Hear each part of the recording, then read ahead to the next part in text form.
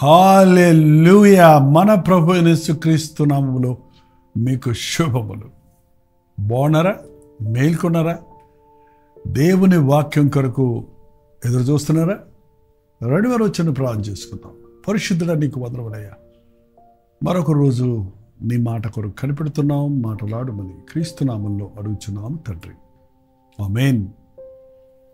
స్తోత్రం. ఇవాళ అక్టోబర్ 2వ తారీఖు కదండి.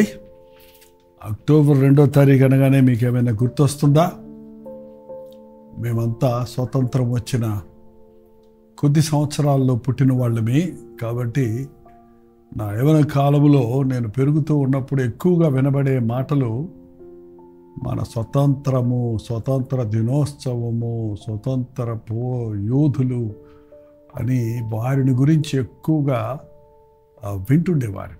అందులో ఈరోజు 2వ తారీఖు గాంధీ మహాత్ముని జన్మదినం కదా.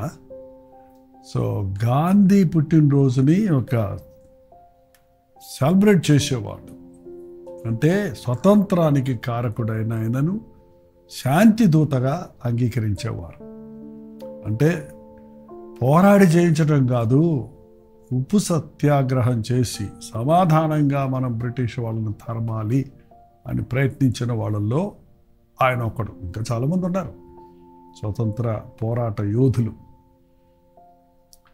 మరి ఆ దినాల్లో ఒక్కొక్క రోజు, అలాగే సర్వేపల్లి రాధాకృష్ణకి టీచర్స్ డే అని పెట్టారు. అలాగే జవహర్లాల్ నెహ్రూ పుట్టినరోజుకి చిల్డ్రన్స్ డే అని పెట్టారు.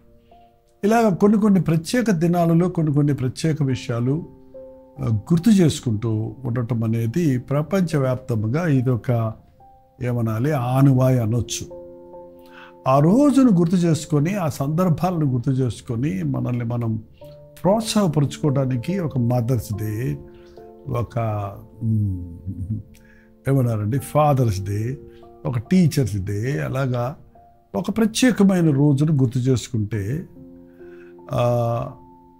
అన్ని సందర్భాలకు మూలమైనటువంటి పరిశుద్ధ గ్రంథం దగ్గరికి మనం వెళ్ళొచ్చు. శాంతిని గురించి, ప్రశాంతతను గురించి, సమాధానమును గురించి బైబిల్ వివరించినంత, అందించినంత మరి ఎక్కడ ఎవ్వరూ చెప్పలేదండి. యేసుక్రీస్తు శాంతిని నెలకొల్పటానికి, మనుషునికి సమాధానం ఇవ్వడానికే ఈ లోకంలోనికి వచ్చాడు. దేవునితో మనుషుల్ని సమాధానపరచడానికే ప్రభు ఈ లోకంలోనికి వచ్చాడు. ఇద్దరి మధ్య శాంతి సమకూర్చాలంటే ఆ మధ్యలో ఉన్న దూత, ఆ వ్యక్తి నలిగిపోతాడు. అటు వాళ్ళకి చెప్పలేక, ఇటు వీళ్ళకి చెప్పలేక, అన్ని విధాల పోరాడి మన ప్రభు మన పక్షంలో పోరాడి తండ్రి దగ్గర నుండి రావలసిన ఉగ్రతను తను భరించి దూరస్తులుగా ఉన్న మనల్ని దేవునికి సమీపస్తులుగా చేశాడు. అందుకని యేసు ప్రభు ఈ లోకానికి వచ్చినప్పుడు సామాన్యుడిగా వచ్చాడు. మన వలె రక్తమాంసాల్లో పాలిభాగస్తులే వచ్చాడు. దేవుడు ఆత్మ, God is spirit, God is love, God is great అని చెప్తుంటాం కదా. అంత గొప్ప దేవుడు, ఆత్మస్వరూపి అయిన దేవాది దేవుడు మనవలే రక్తమాంసంలో పాలిభాగస్తుడే ఈ లోకంలో జన్మించాడు. అందుకే యేసుక్రీస్తు జన్మించి 2024 సంవత్సరాలు అయిందని మనం లెక్కలు కడుతున్నాం. కానీ ఆయన ఆది నుండి ఉన్నవాడే. మనుషుడికి దేవుడితో వైరం కలిగింది. దేవుడు చెప్పిన మాట విననప్పుడు, ఈ పండు తిన దినమున మీరు నిశ్చయముగా చచ్చెదరు అని ప్రభు చెప్పిన మాటను మీరి ఆదాము హవ్వలు, మొదటి దేవుడు సృష్టించిన మానవులు ఆజ్ఞాతిక్రమం అనే పాపము చేసినప్పుడు వారు ప్రశాంతతను పోగొట్టుకున్నారు, దేవునితో సహవాసాన్ని పోగొట్టుకున్నారు. కాబట్టి వారు మానవునికి దేవునికి సంబంధం లేకుండా పోయింది. అప్పటి నుంచి మానవుడు ఏదోలాగా దేవుడిని చేరాలని యాగాలు, యజ్ఞాలు, బలులు అర్పిస్తూ నానా ప్రయత్నాలు చేస్తున్నారు. తాత్కాలికంగా పాత నిబంధన కాలంలో దేవుడు అనుమతించాడు బలి చెల్లించడం ద్వారా. అంటే పాపం వల్ల వచ్చిన జీతం మరణం. కానీ నువ్వు మరణించడానికి బదులు నీ బదులుగా ఒక జంతువును బలిస్తే, దాని రక్తం చిందిస్తే తాత్కాలికంగా నీ పాపానికి క్షమాపణ అన్నది మనం చూస్తున్నాం. కానీ అది తాత్కాలికమైన సమాధానమే. ప్రతిసారి పాపం చేసినప్పుడు ప్రతిసారి బలులు అర్పించాలి. ప్రతి ఒక్కడు బలి అర్పించాలి. బలి అర్పించని వాడు బలైపోవాలి. కాబట్టి యేసుక్రీస్తు లోకానికి బలి పశువుగా వచ్చాడు. వదకు తేబడిన గొర్రెపిల్లగా వచ్చాడు. లోక పాపములను మోసుకుని పోవు దేవుని గొర్రెపిల్లగా వచ్చి మన శాపమును మన పాపమును తనపై వేసుకుని, ఏ దోషము లేకపోయినప్పటికీ, నిర్దోషి అని నిరూపించబడినప్పటికీ మన దోషముల కొరకు తన ప్రాణాన్ని సిలువలో అర్పించాడు. మన దోషముల కొరకు ఆయన అతిక్రమం నిమిత్తమై నలగొట్టబడ్డాడు. మన దోషముల నిమిత్తమై నలగొట్టబడ్డాడు. మన అతిక్రమం నిమిత్తమై గాయపరచబడ్డాడు. మన అపరాధ పరిహారార్థమైన శిక్ష అతని మీద మోపబడింది. అతడు పొందిన దెబ్బల వలన స్వస్థత, ఆయన చిందించిన రక్తం వలన మనకు విమోచన కలిగింది. యేసు ప్రభు ఈ లోకంలో ఉన్నప్పుడు ఆయన నేర్పించింది ఏంటంటే, శాంతి కలిగి ఉండండి, సమాధానంగా ఉండండి, ఒకరినొకరు ప్రేమించుకోనండి, ఒకరినొకరు క్షమించుకోనండి, ఒకరికొకరు ఆదరణ కలుగు చేసుకోనండి, ఒకరితో ఒకరు మనసు కలిసి ఉండండి, ఒకరితో ఒకరు అబద్ధాలు ఆడుకోకండి, ఒకరి మీద ఒకరు హెచ్చించుకోక మీదుటున్న వారిని యోగ్యులుగా ఎంచండి. నిజంగా అండి, ఈ విషయాలు మనం పాటిస్తే మన మధ్య భేదాలు ఉండవు, సమాధానం ఉంటుంది, యుద్ధాలు ఉండవు, గొడవలు ఉండవు, కోర్టు కేసులు ఉండవు.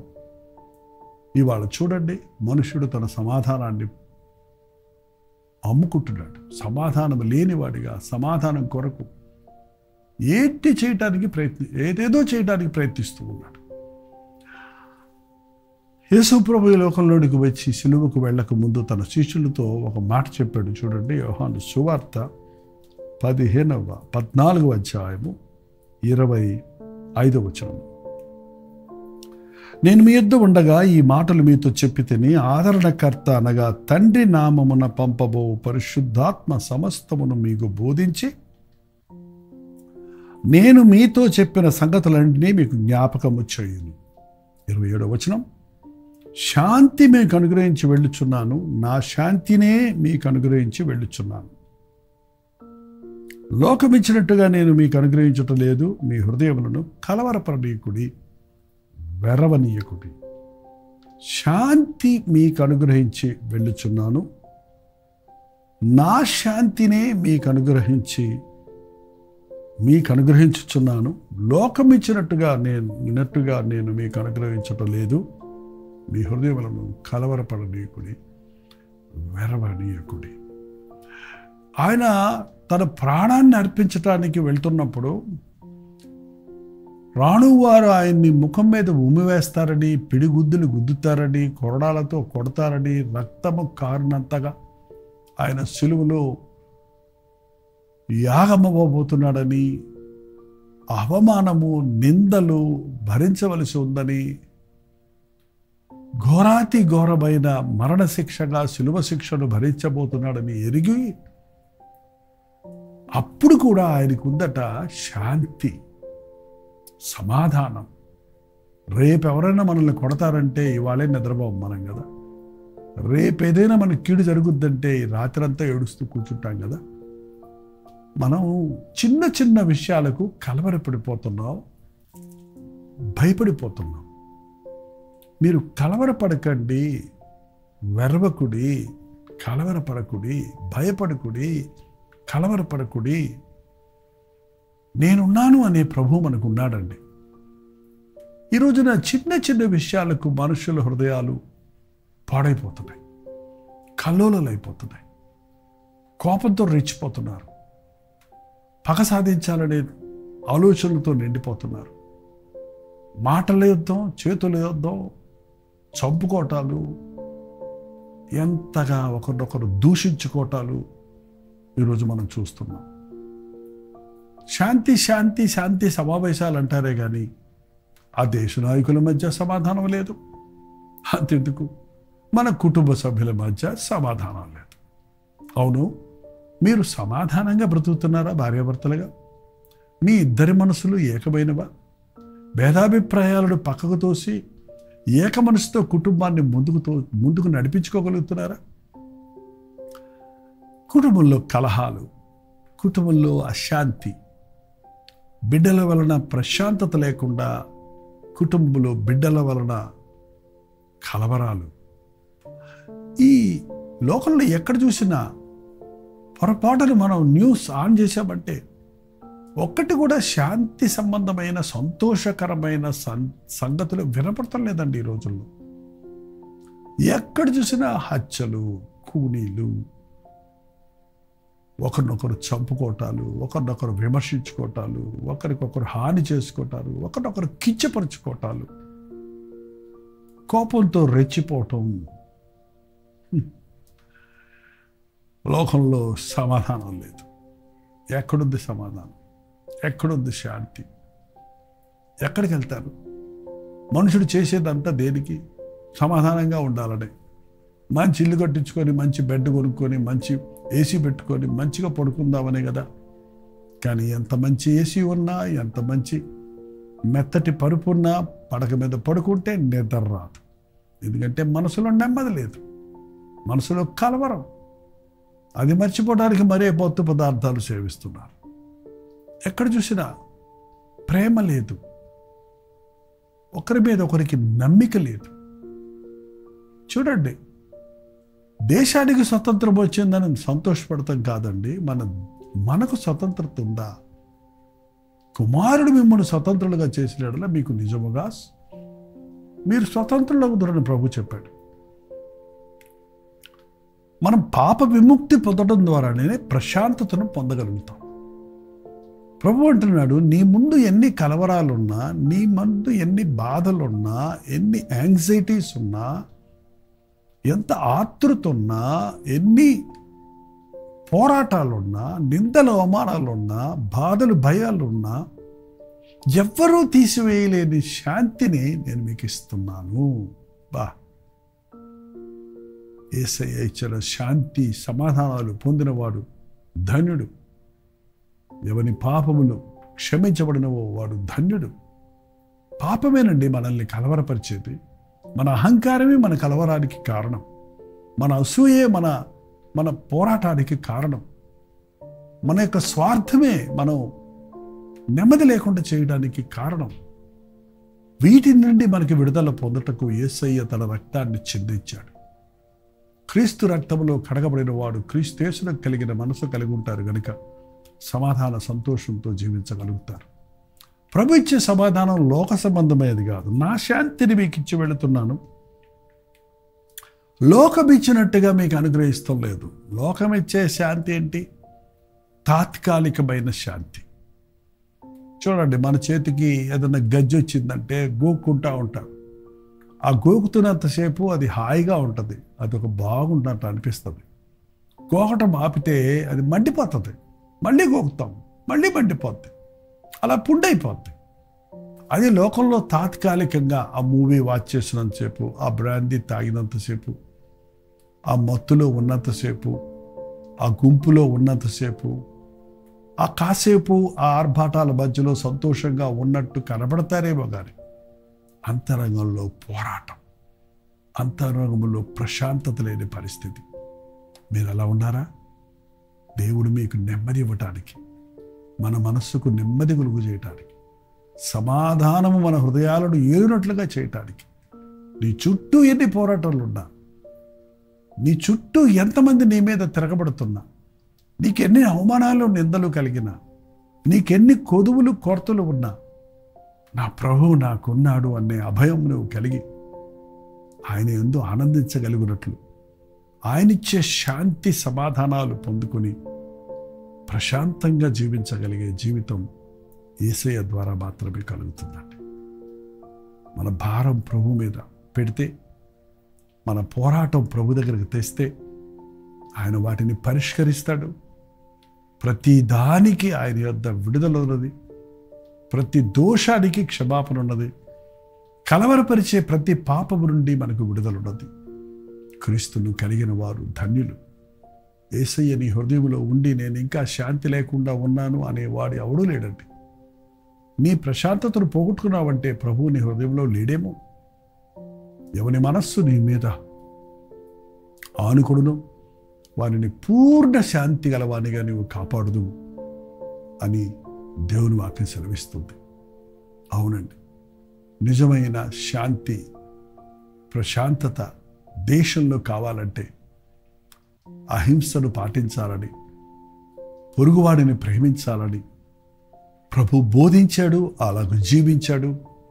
ఇవాళ దేశంలో ప్రపంచంలో శాంతి సమాధానాలు కావాలంటే శాంతి సందేశమైన సమాధాన సువార్తను ప్రకటించవలసిన అవసరత, క్రీస్తు ద్వారా ప్రతి హృదయానికి నెమ్మది కలుగజేయవలసిన అవసరత ఎంతో ఉంది. ప్రభు మనకు శాంతి సమాధానములను అనుగ్రహించును గాక.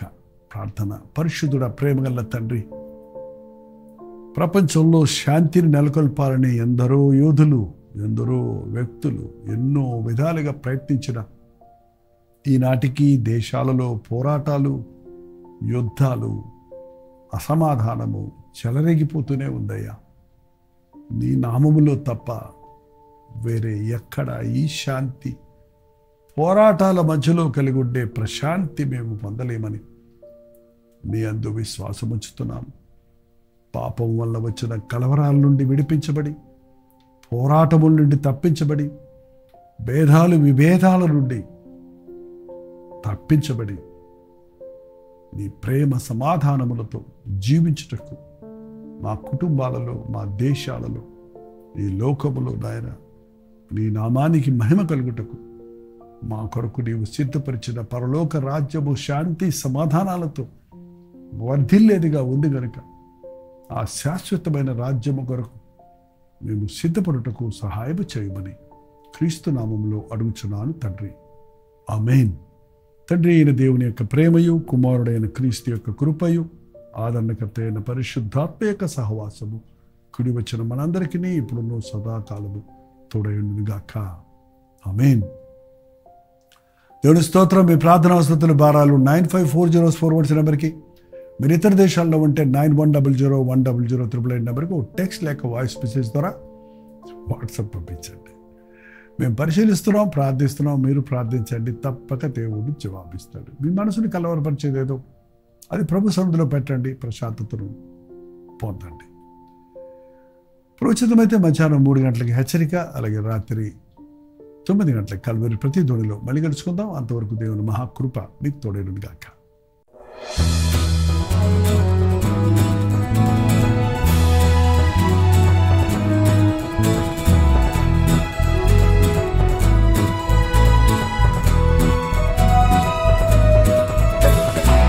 హల్లెలూయా.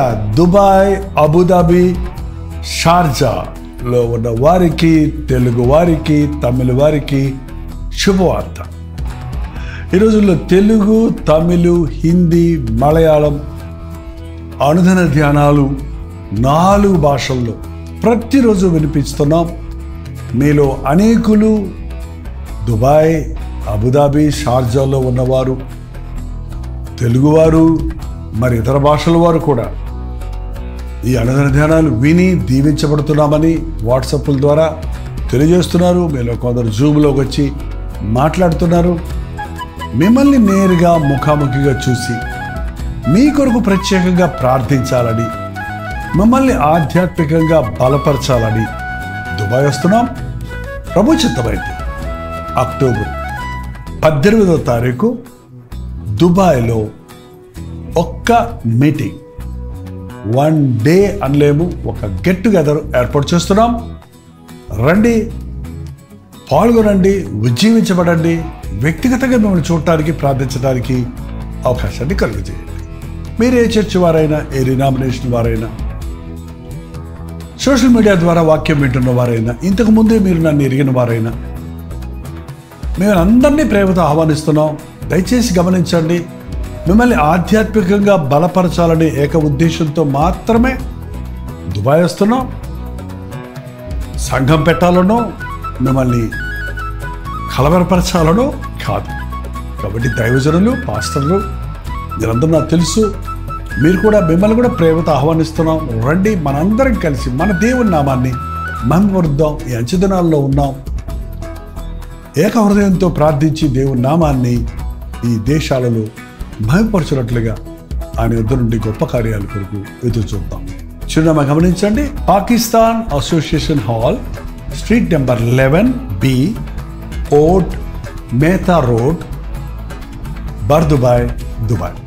ఇంకా విషయమే మీకు వివరాలు కావాలంటే ఈ కింద ఉన్నటువంటి ఫోన్ నెంబర్కి మీరు కాంటాక్ట్ చేయండి, లేదా SMS పెట్టండి, ఈమెయిల్ చేయండి, లేక వాట్సాప్ చేయండి. కనిపెట్టి మళ్ళీ మళ్ళీ ప్రయత్నించండి. తప్పకుండా మీ ఫోన్ ఎత్తి మీకు అడ్రస్ వివరాలు తెలియజేస్తారు. అలాగే లింక్ పంపించడానికి మీరు సహకరించగలరు. తప్పకుండా రండి. ఒక్క మీటింగ్ కోసం ఎంతో ప్రయాసపడి మీకోసం ఆధ్యాత్మికంగా మిమ్మల్ని బలపరచడం కోసం ప్రభు చిత్తంలో, ప్రభు ఇచ్చిన ప్రేరేపణను బట్టి చెన్నై నుంచి దుబాయ్ వస్తున్నాం. అక్టోబర్ 18వ తారీఖు సాయంత్రం 5 గంటల నుంచి గ్యాదర్ అవుతున్న ఈ గ్యాదరింగ్లో మొదటి నుంచి చివరి వరకు ఉండి ముఖాముఖిగా మిమ్మల్ని చూడటానికి, ప్రార్థించడానికి అవకాశాన్ని కలుగుతాయి. తప్పకొస్తారు కదా.